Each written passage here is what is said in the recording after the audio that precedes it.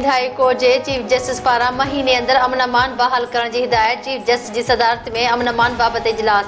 मुगुइन जी बाज़ियाबी बाबत रिपोर्ट तलब। Street crime ते ज़ाब्ते जी हिदायत। चीफ जस्टिस जो चवण आहे त केतिरो बि बाअसर छो न हुजे रियायत न ॾियणी घुर्जे। घरू सेक्रेटरी डीजी रेंजर साईं आईजी सिंध शरीक। अॼु जे इजलास में 3 एजेंडा हुआ। कच्चे जो मामलो ऐं कराची में स्ट्रीट क्राइम ऐं सेफ सिटी प्रोजेक्ट जा मामला गौर हेठि आया। आईजी सिंध गुलाम नबी मेमण पारां मीडिया खे ब्रीफिंग। पेट्रोलिंग ऐं स्ट्रीट क्राइम ते चीफ जस्टिस खे आगाह कयो। जेकी पुलिस ऑफिसर सुठो कमु कंदा आहिनि उन जी साराह कबी। जेकी न कंदा उन्हनि खिलाफ़ कार्रवाई थींदी। आईजी सिंध जो चवण आहे त ॾोहनि जी रोकथाम लाइ कोर्टूं बि डिटेक्टेड हुजण घुर्जनि त जीअं ॾोहनि खे सज़ाऊं अची सघनि। को बि शक नाहे त भारत हिकु दहशतगर्द रियासत आहे। उबतो थिए थो त भारत में दहशतगर्द सियासत हूंदी आहे। मोदी गुजरात में मुसलमान जो क़त्ल आम करायो हुयो। बचाव वारे वज़ीर ख्वाजा आसिफ जो बयान चवे थो मोदी हाणे इलेक्शन में बि 4 वोट ठाहिण जी कोशिश में आहे। असां ख़ैरात तौरु भारत जे पायलट खे वापसि कयो। असां तयारु आहियूं। कुझु थियो त का बि उधर न रखंदासीं। कुलभूषण असां वटि भारतीय दहशतगर्दी जो सभ खां वॾो सबूत आहे।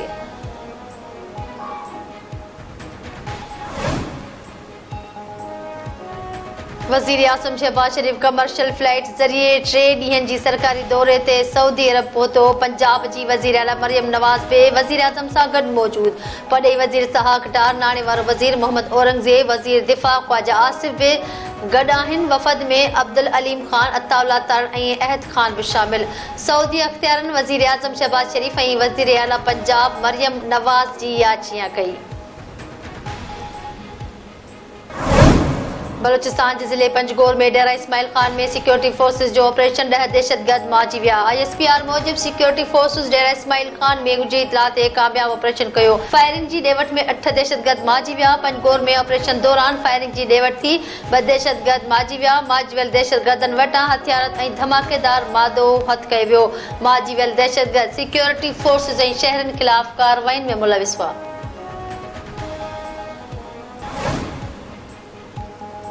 परॾेह खाते जी तर्जुमान चयो आहे त भारतीय बचाव वारे वज़ीर राजनाथ पाकिस्तान शहरनि जे क़त्ल जो एतिराफ़ कयो आहे। भारत जो वधीक शहरनि खे निशानो बणाइण जी दावा वाज़िह तौरु ॾोह जो एतिराफ़ आहे।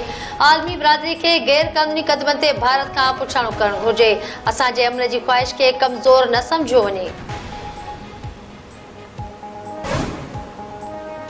पाकिस्तान जा दुश्मन मुल्क जे अमन खे नुक़सान पहुचाइण चाहिनि था। मुल्क दुश्मननि खे वधंदड़ मईशत सुठी नथी लॻे। चीनी शहरनि जी सिक्योरिटी जे हवाले सां वज़ीर आज़म पारां निगरानी करे रहियो आहे। सुदसमा वारे वफ़ाक़ी वज़ीर अता तार प्रेस कॉन्फ्रेंस कंदे चयो आहे त बदशाह में चीनी इंजीनियरनि ते हमले खां पोइ वज़ीर आज़म कुझु ऑफिसरनि ख़िलाफ़ ज़ाब्ते जी कार्रवाई जो हुकुम ॾेई छॾियो आहे। हुकूमत मसइलनि जे हल लाइ पुरज़म आहे। आलमी मीडिया में पाकिस्तान जी मईशत बाबति सुठियूं ख़बरूं अची रहियूं आहिनि।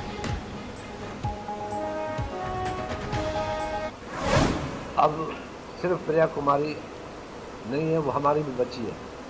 दूसरों की बच्चियां जो होती हैं गायब, वो भी हमारी बच्चियां हैं। प्रिया कुमारी के अलावा भी बहुत से कुछ ऐसे वाक़यात हुए हैं, उन पे भी आपको बोलना चाहिए।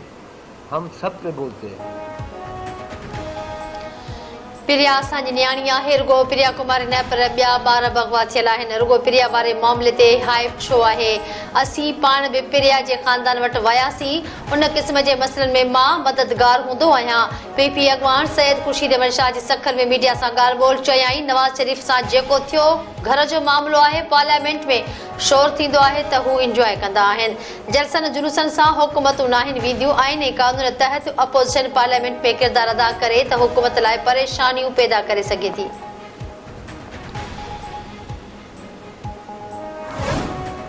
PTI पारां सेनेट में barrister Ali Zafar opposition leader नामज़द। बैरिस्टर गौहर ख़ान मीडिया सां ॻाल्हाईंदे चयो त इलेक्शन कमीशन पंहिंजी ज़िम्मेवारी निभाइण में नाकाम थी चुको आहे। अॼु अलकादर ट्रस्ट केस में अहम अॻ भराई थी आहे। प्रोसिक्यूशन जे केस में दम नाहे रहियो। बुशरा बीबी जूं टेस्टूं शौकत ख़ानम इस्पताल मां कराई वञनि।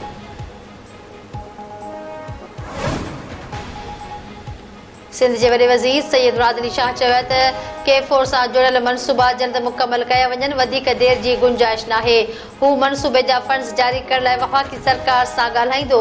K4 मनसूबे बाबति इजलास जी सदारत कंदे वॾे वज़ीर मुराद अली शाह चयो आहे त चइनि मनसूबनि में तमामु घणी देर थी चुकी आहे। हू जल्द PC1 जी मंज़ूरी हासिल करण लाइ वफ़ाक़ सां ॻाल्हाईंदो। सूबाई वज़ीर शर्जील इनाम मेमण पारां वाधू भाड़ो वठंदड़ ट्रांसपोर्टरनि ख़िलाफ़ कार्रवाई जी हिदायत। प्रोविंशियल ट्रांसपोर्ट अथॉरिटी सिंध जे अफ़ीसरनि जूं ईद जूं मोकलूं बि रद्द। शर्जील इनाम मेमण हिदायत कई आहे त वाधू भाड़ो वठंदड़ ट्रांसपोर्टरनि ख़िलाफ़ शिकायतुनि ते लाॻापियल अख़्तियारूं हिकदम कार्रवाई कनि। मुसाफ़िरनि खे परेशान कंदड़ ट्रांसपोर्टरनि खे माफ़ न कयो वेंदो। सिंध हुकूमत अवाम खे हर क़िस्म जो रिलीफ ॾियण लाइ पुरज़म आहे।